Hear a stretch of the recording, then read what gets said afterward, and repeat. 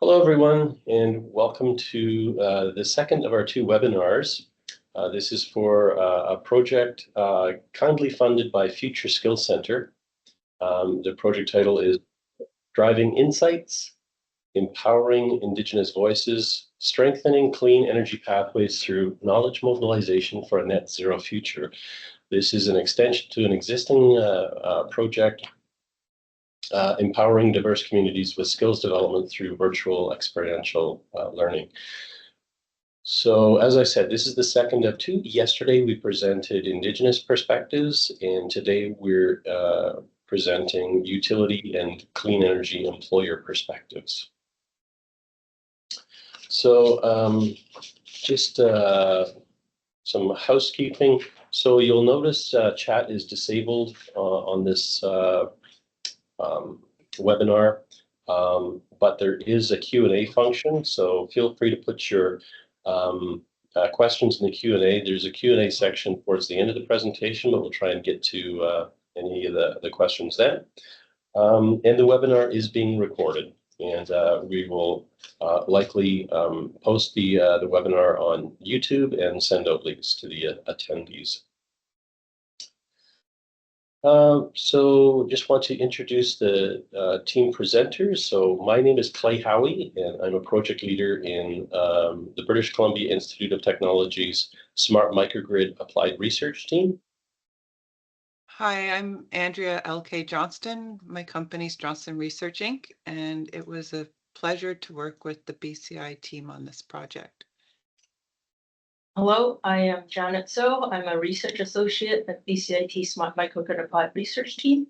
The project was also worked on by a number of other team members. Contributions were made by Dr. Vidya Venkayala, our director, Alan Stewart, Dr. Moeen Mambachi, Jay Nayak, Dr. Yvette Jones, and Antoinette Jackson.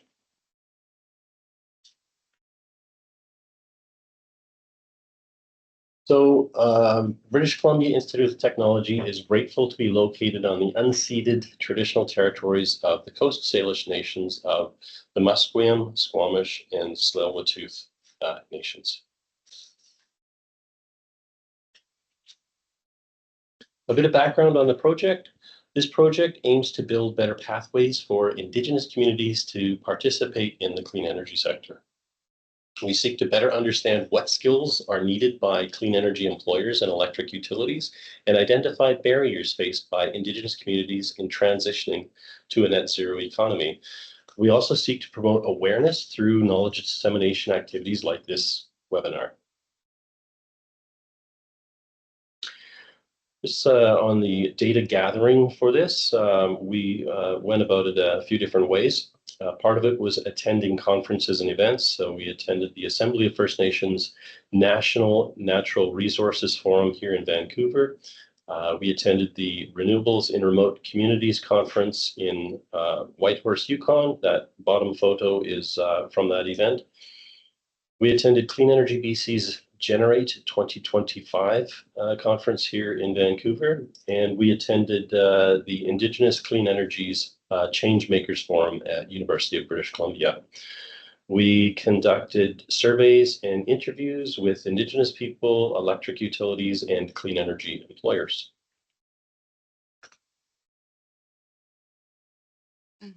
I wanted to just go over the methodology and approach.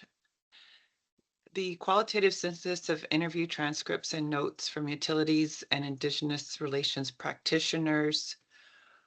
We're looking at the statements reorganized by meaning and primary theme, and not by interview order. Isolated comments that did not support broader patterns were removed for clarity, and narrative summaries were strengthened with relevant literature and policy examples. Going by themes, we have several themes to look at. This first theme is transforming energy in Northern Indigenous communities. Remote Northern and Indigenous communities are reshaping Canada's energy landscape. Energy work is inseparable from sovereignty, culture, and broader social priorities. Diesel reduction is a catalyst, but the deeper goal is energy sovereignty and self-determination. Utilities operate at the interface of complex microgrids, community realities, and reconciliation. Another theme, local ownership, northern complexity, and diesel transitions. Some work is taking place in non-integrated remote microgrids with heavy diesel dependence. Indigenous communities are increasingly owning and operating renewable assets, such as solar, microgrids. Utilities provide technical assistance, design, integration, and operation and maintenance, planning for community ownership. The goal is cleaner, reliable systems that advance energy security, revenue, and sovereignty. Relationship is very important to Indigenous communities. I was lucky enough to be at a conference recently in Banff, Alberta. Leroy Littlebear was speaking. He brought the conversation back to metaphysics, ontology. He really emphasized a lot of components in terms of balancing between a Western thinking and an Indigenous thinking. His conclusion was that if it's not about relationships, there's no science. So that being said, relationship first, not project first, is very significant for building trust and building a long-term relationship is very beneficial. So in terms of the points here, trust is built long before any project through listening, consistency, and transparent decision-making. Rushed timelines, jargon, and transactional engagement erode trust. Misaligned expectations, who operates, maintains assets, how quickly capacity can grow, fuel misunderstandings. Ideal relationships are long-term, realistic, co-owned, with honest conversations about limits and risks. This is in Relationship Building 101 with Indigenous communities, coming forward with identifying the limits and the risks at the outset are very critical to building trust. Another theme, building utility capacity, skills, structures, and strategy. Effective partnerships need both soft skills, listening, cultural competence, and hard skills, engineering, project delivery, legal, and operation and maintenance. Many utilities lack a coherent Indigenous strategy. Efforts rely on a few internal champions. And again, champions will come up again more in this results, but I just want to emphasize when working with Indigenous communities, champions are often spread out to many different issues and priorities. So when thinking about how to work with champions, we also need to consider how to support them in their participation, and also looking at how thinly they are spread out across many different priority areas. Resource constraints, staffing, funding, recruitment in the north limit sustained engagement. Cultural competency and traditional ecological knowledge integration are muscles that require continual training and practice.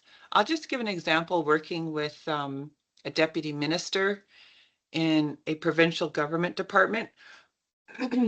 She had done a lot of work with building trust and relationships with Indigenous organizations in her sector.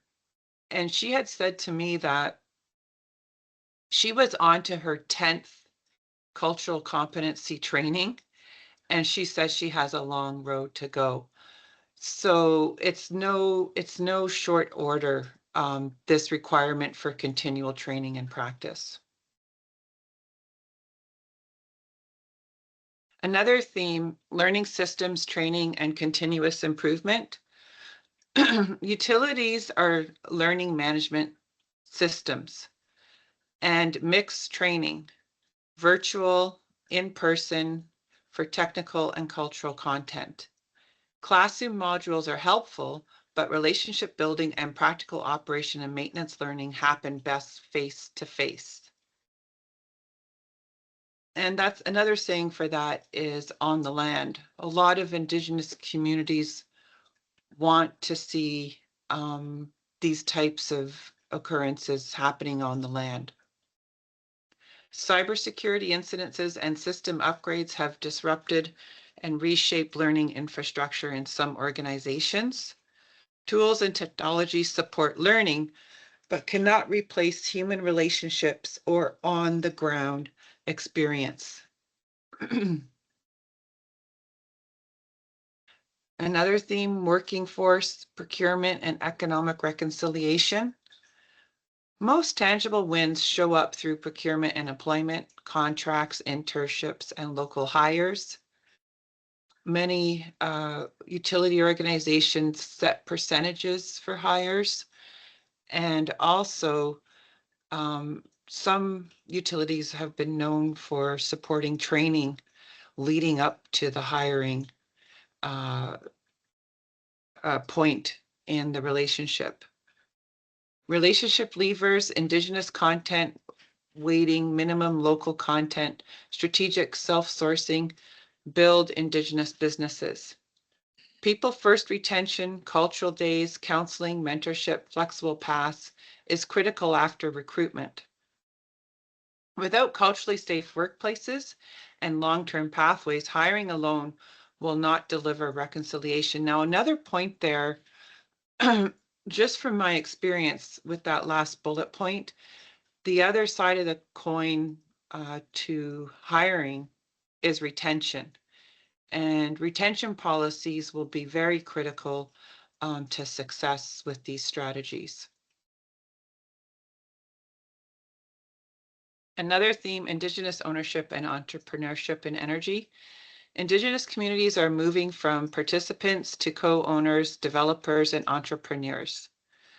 Power purchase agreements, equity stakes, and co-investment models create reoccurring revenue and real decision-making power. Large projects, transmission, generation increasingly target 25 to 50% Indigenous equity in some jurisdictions.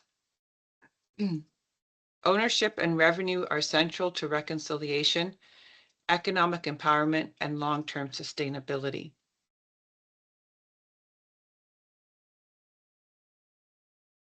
Another important theme, training institutions, networks, and community capacity.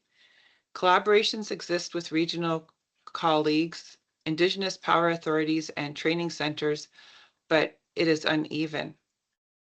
Many northern and rural areas lack adequate trades, programs, and technical training infrastructure.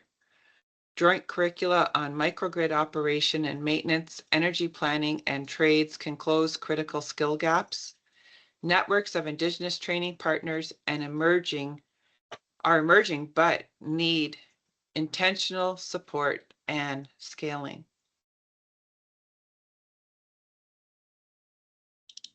Embedding Indigenous values and traditional ecological knowledge. Indigenous values are increasingly referenced in policies, planning, and operations. This is a very good starting point. Not on this topic directly, but an example we have here in Ontario is the forest management guidelines set out by the Ontario government. One of the communities, Pikangikum First Nation, was the first to put in Indigenous knowledge, Indigenous traditional ecological knowledge into the manual for forest management, having an entire chapter on their Indigenous values. So these are very big wins. in terms of moving these types of standards and acknowledgements of Indigenous knowledge moving forward. Traditional ecological knowledge integration is widely recognized as important, but often remains reactive and project-specific. Examples: elder blessings, site protections, fish habitat adaptations, storytelling for senior leadership. The opportunity moved from ad hoc inclusion to formal, proactive traditional ecological knowledge and cultural protocols in sitting, design, and operations.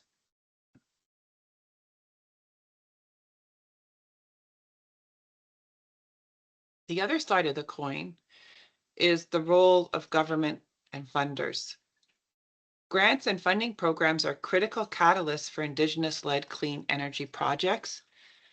Now, I'll just caution there, from our Indigenous perspectives interviews, one of the things that were brought up there was the balance between being able to bid on these types of projects, having the capacity within the community to do so, and the imbalance that can occur when communities don't have enough capacity to bid on projects that they want to undertake.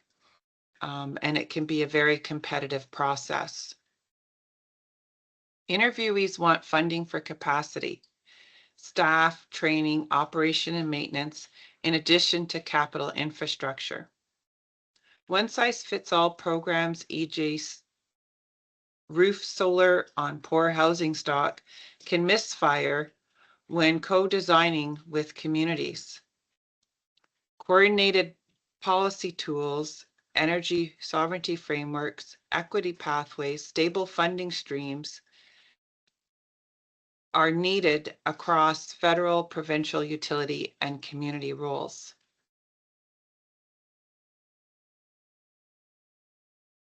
The last theme that we looked at was a stage pathway to respectful co-owned energy futures. Start small, improve reliability, demonstrate follow-through and cultural respect. Build capacity, fund community roles, training and operation and maintenance, strengthen utility skills and Indigenous strategies. Embed culture and traditional ecological knowledge, integrate Indigenous values and knowledge from the earliest planning stages. Share the benefits, use procurement, power purchase agreements, and equity to grow Indigenous ownership and entrepreneurship. Scale together, move toward interconnected co-owned systems as trust, catalysts, and governance mature. We feel this is a very good reflection of the summary of the lessons learned from the interviews. Thank you, Andrea. We're now going to share a bit of the survey data that we've collected that supported the themes that Andrea has presented. So we conducted an online survey that was intended for utility and clean energy employers. The survey was shared with our contacts from these sectors, and I will share some of the selected findings from the responses. So for the question, what specific skills or competencies do you look for when hiring for Indigenous energy project? Technical certification, such as those for electrical, solar, wind, or HVAC. And cultural awareness and sensitivities were the top joint priorities. But one respondent also added that personal qualities are the most critical. Patience, attention to detail, and an open mind, the desire to learn. Everything else can be learned given suitable opportunities. Organization most frequently support Indigenous workforce development or capacity building through on-the-job training and partnerships with Indigenous-led training organization. complemented by some apprenticeship and mentorship.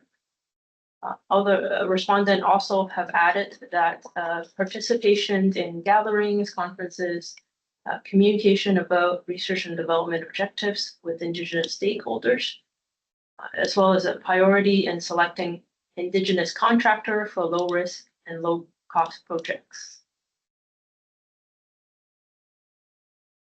We asked what barrier does your organization face in developing skills needed to work effectively with Indigenous communities. The most significant barrier is competing priorities, followed by constraint in training budgets and a lack of partnerships with Indigenous training organizations.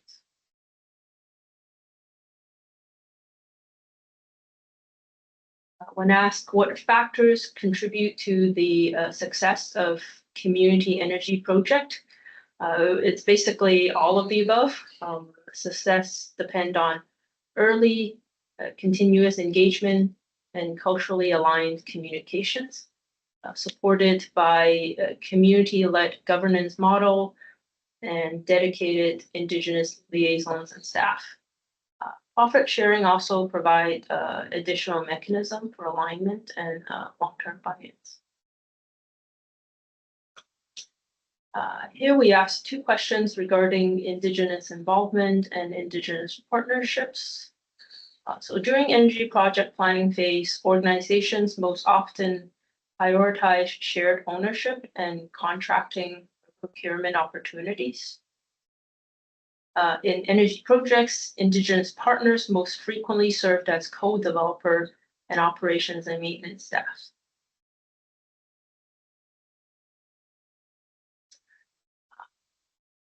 Question asked here is, in your experience, what forms of support from government or policymakers are most needed to strengthen Indigenous participation in clean energy? And respondents prioritized workforce training and upskilling above all. There were some open-ended questions in the survey, and one of them asked, what are some common misconceptions utilities or governments may have when engaging with Indigenous communities on energy projects? And there was one key theme among the answer, which was assuming uniformity. So some of the responses are treating all Indigenous communities as identical, ignoring unique cultures and protocols, assumes a one-size-fits-all approach, thinking that Indigenous peoples are a single group with uniform interests, and assuming all communities have the same priorities for governance structure. But a few of the other misconceptions mentioned includes undervaluing the traditional knowledge, dismiss traditional knowledge, traditional ecological knowledge in favor of Western science. There's misunderstanding the technical and operational needs, expecting minimal remote technical support to be a substitute for community-based technical expertise. There's overemphasizing economic benefits, believing that offering economic benefit alone is sufficient without addressing cultural, environmental, and historical considerations. There's misinterpreting the development preferences, mistaking that they don't want a development on their lands. And also consultation misconception. See consultation as a procedural step to get approval, instead of engaging in meaningful and ongoing consultations. We asked for additional comments or insight to improve collaboration between utilities and Indigenous communities. And one respondent provided an excellent list of about 27 items. It's the truncated list shown here. And some of the items mentioned were start early and stay consistent, begin engagement well before the project planning, maintain regular communications, not just during crises, build relationship outside of specific project needs, create dedicated Indigenous relations teams, and hire Indigenous staff members, and so on. A couple of other insights also include collaboration works best when Indigenous communities are treated as right holders, not just stakeholders, and when utilities, policies, and program aligned with principles of reconciliation and self-determination. Energy projects should be set up to ensure that technical support and ongoing training are in place after project completion, so that community-based operators and staff can continue to grow with their work.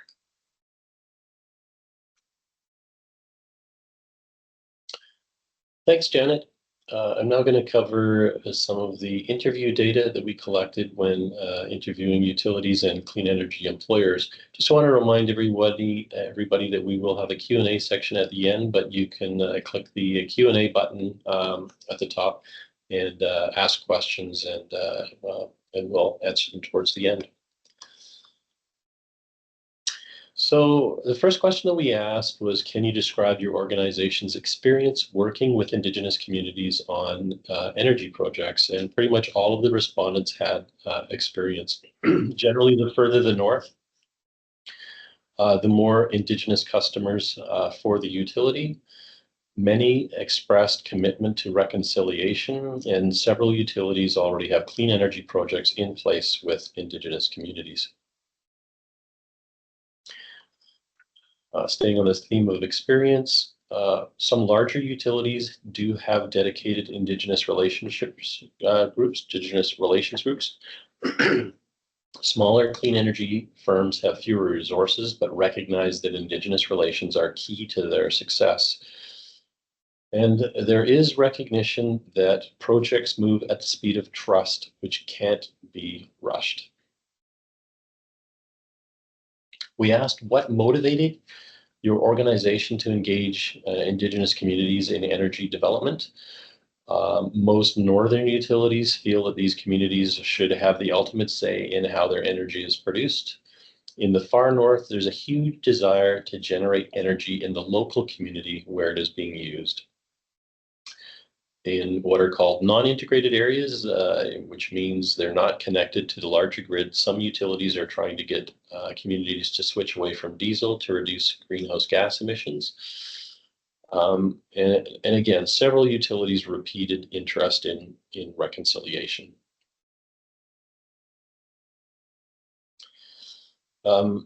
Staying on motivation, Indigenous communities may not have to adhere to as many federal regulations and other red tape, so they can move ahead quickly with newer technologies. There was interest in economic sovereignty, energy sovereignty, jobs and training, social equity and equality, and a desire to help people acquire the knowledge about clean energy so they can take full ownership. And several respondents expressed their commitment to UNDRIP, the United Nations Declarations on the Rights of Indigenous Peoples, and some utilities have mandates. We asked what helps build long-term trust between utilities and clean energy firms and Indigenous communities.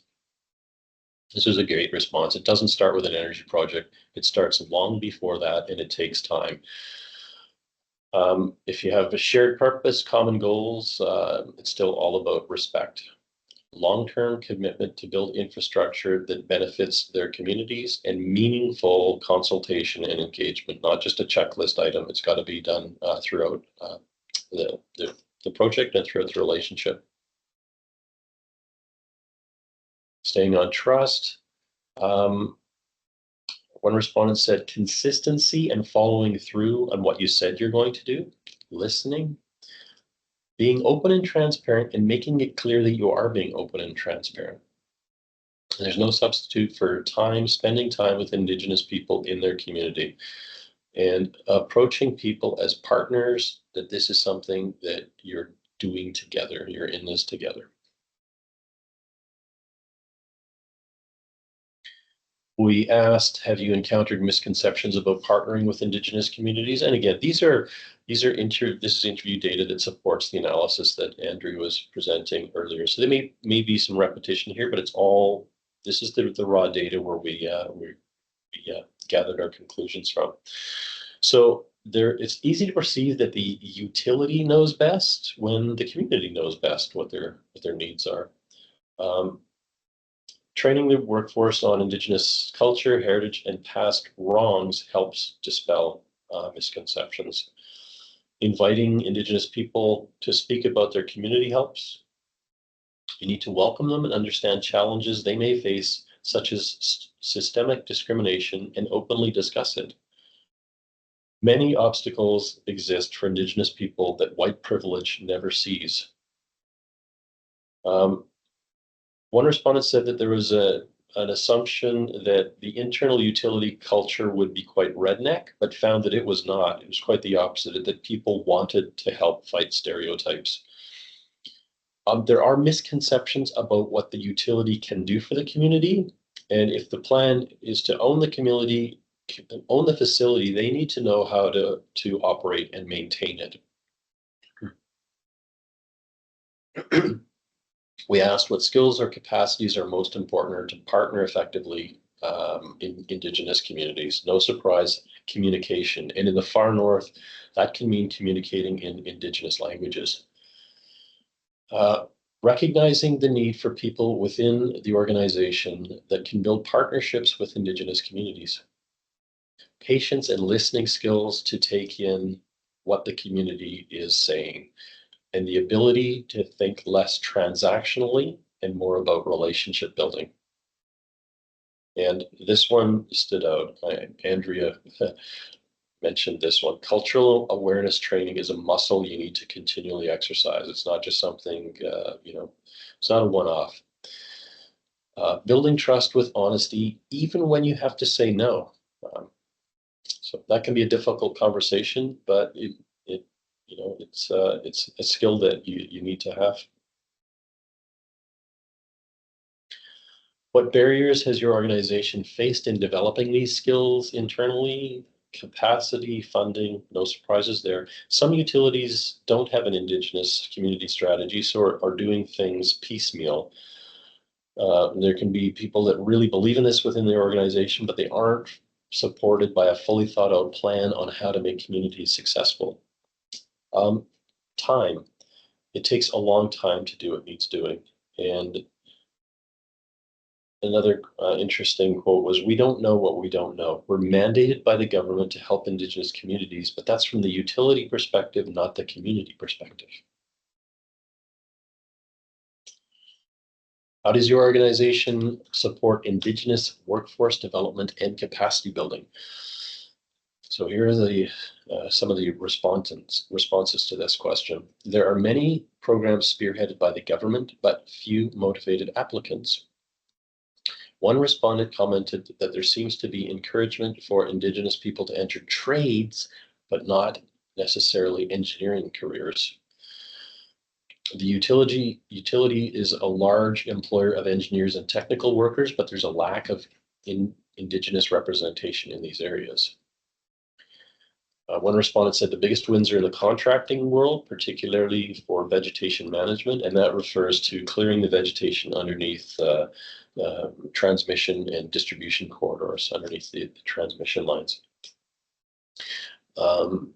One firm has an Indigenous Professionals and Development Program where Indigenous people can join the organization, and they take rotating roles within the organization. So they get to try different roles, positions, and that can eventually lead to a full-time position.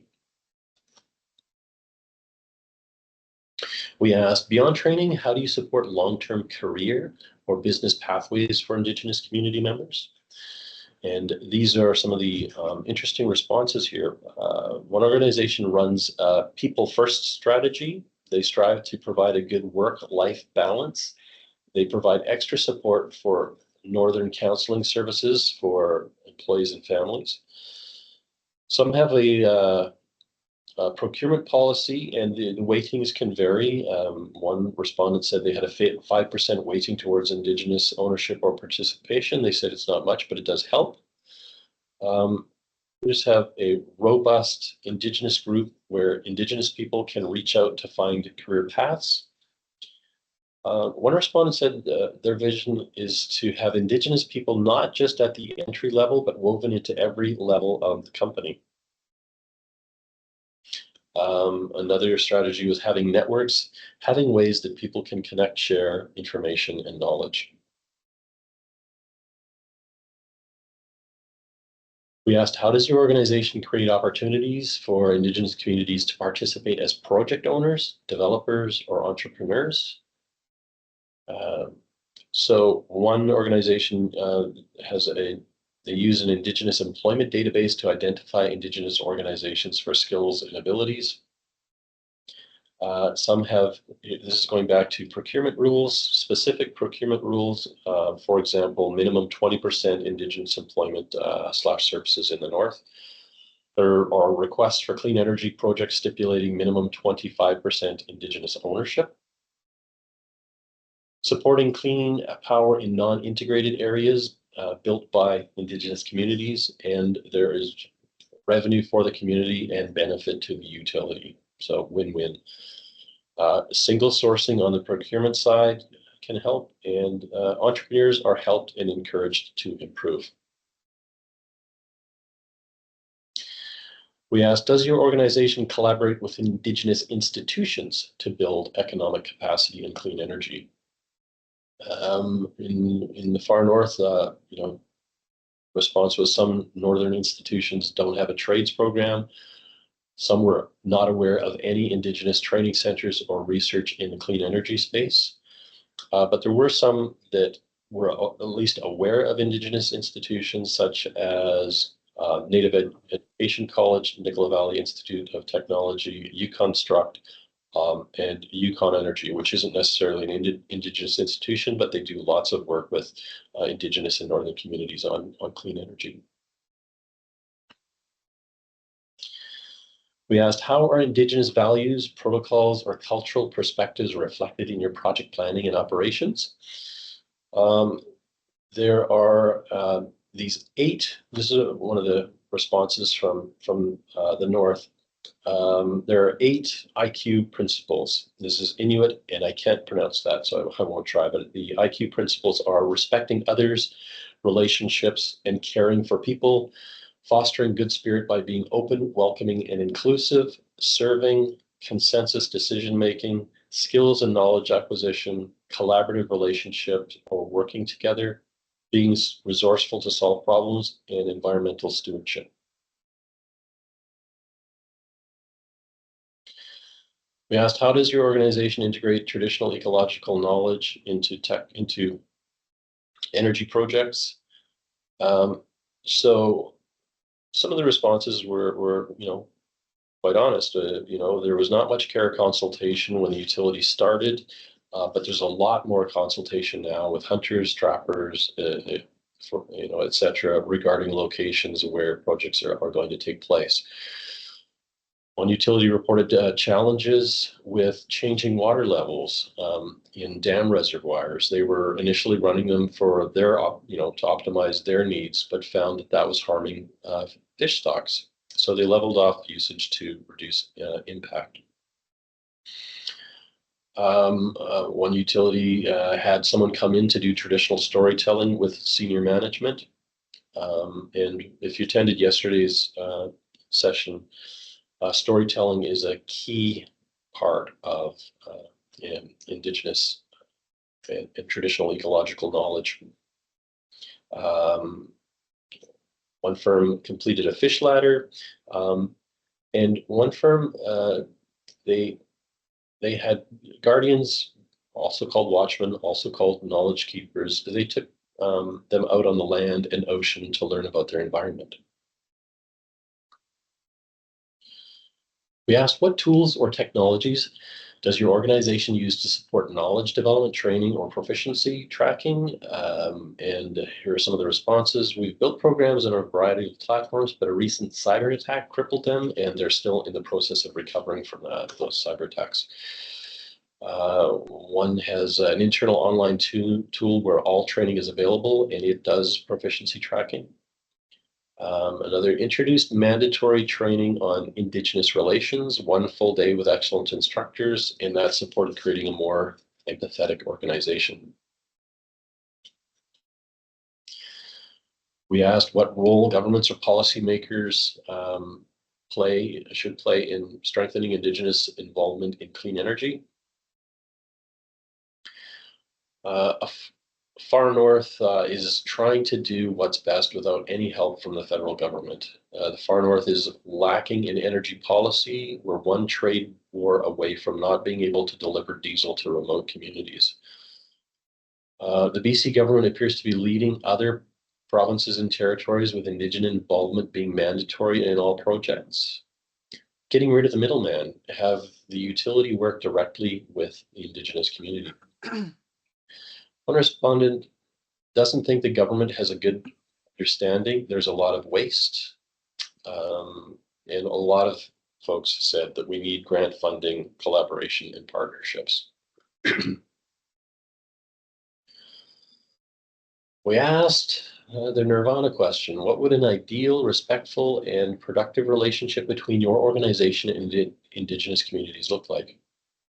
Responses included really good consultation with two-way communication, having the communities decide what's best, respect, using knowledge from elders and people of the land to move energy in the right direction, realistic expectation of what's technically and economically viable from the stakeholders, a good understanding of what needs to happen for the lights to stay on, particularly in non-integrated areas.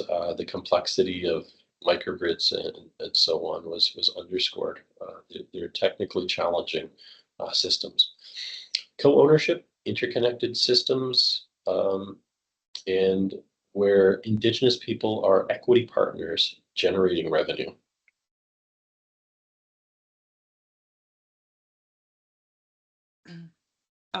From the interview data, we pulled together some conclusions and recommendations.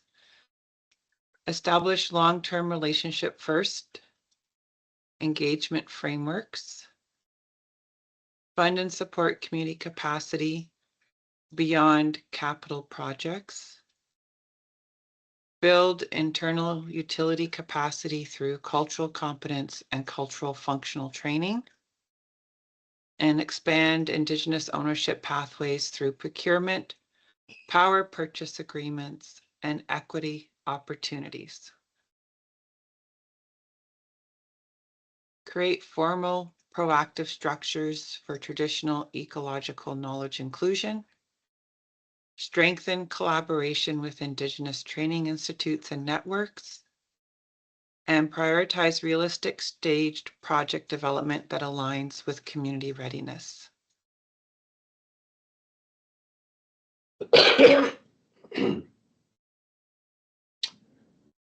So, questions from the audience. So we have one. Just publish this one so everyone can see it. So the question: I'm curious about the utility Indigenous professionals in development program mentioned. Do you know anything about this, particularly how long it had been running, or if other utilities may be thinking about implementing such a program? So I can't comment on the particular utility that has this program. I don't know how long it's been running, but I believe it's been running for about 4 or 5 years, but I'm not positive. And I also can't comment on whether other utilities may be thinking about implementing a program. But I believe utilities are trying to learn from each other. But we all thought that this was a great idea. And again, it involved Indigenous people being brought into the organization, given the opportunity to try different positions within the organization to find one that's a good fit, and then that would lead to full-time employment in that area.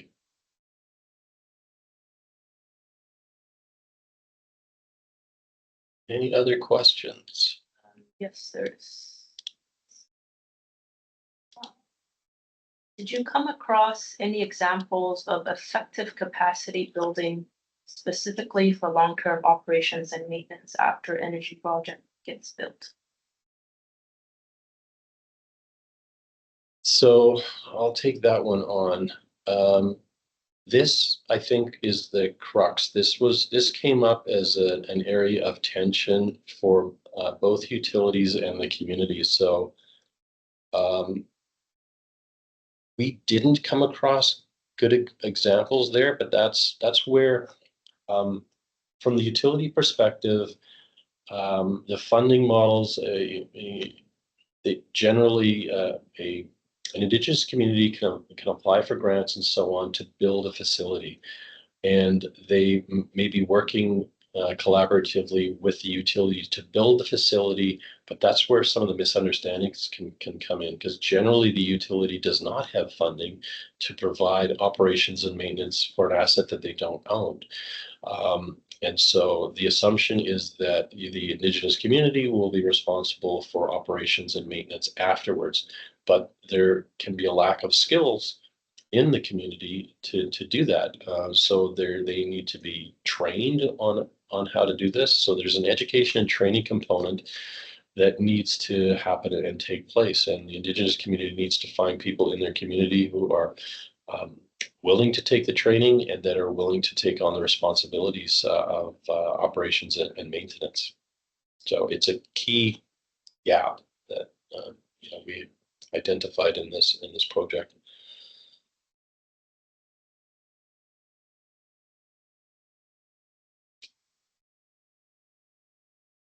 Other questions? Oh, there's one from. Okay, publish this one. Oh.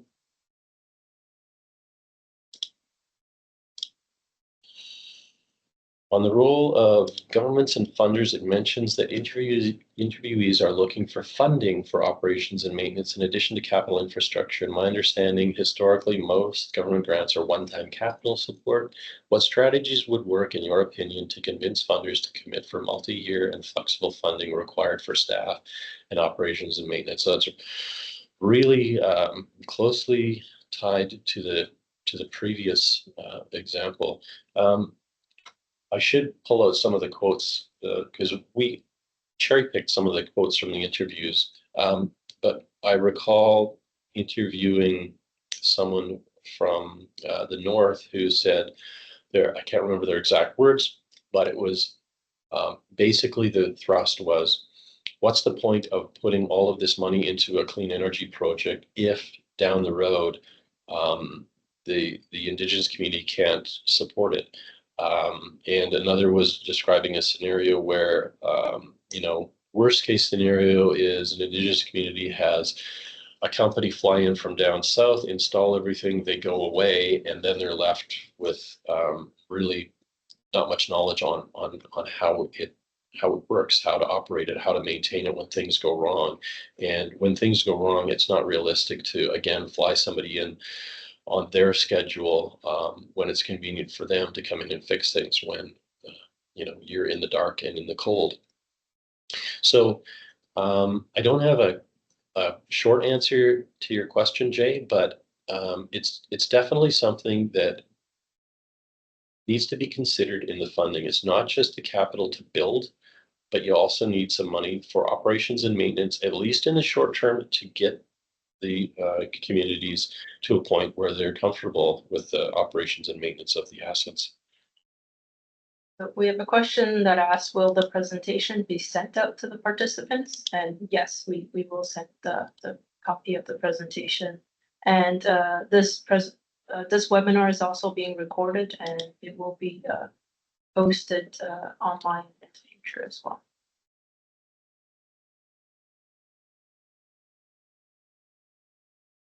There's also a comment here for context with the earlier questions. She works at BCIT, but I'm also on the board of a nonprofit organization that's collaborated on a 1 megawatt grid-tied solar farm with the, I'm not going to try to pronounce the First Nation. So Cloten, I think.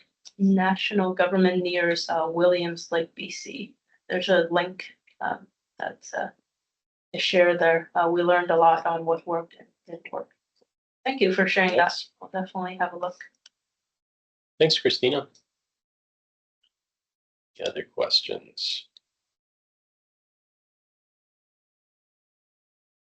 feel free to drop them in the Q&A.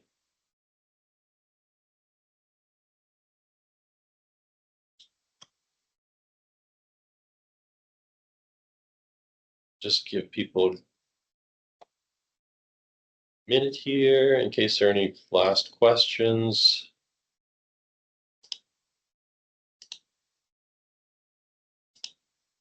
Going once, going twice. Okay, let's move on to closing. So thanks very much for attending. If you have any questions, my email is on here.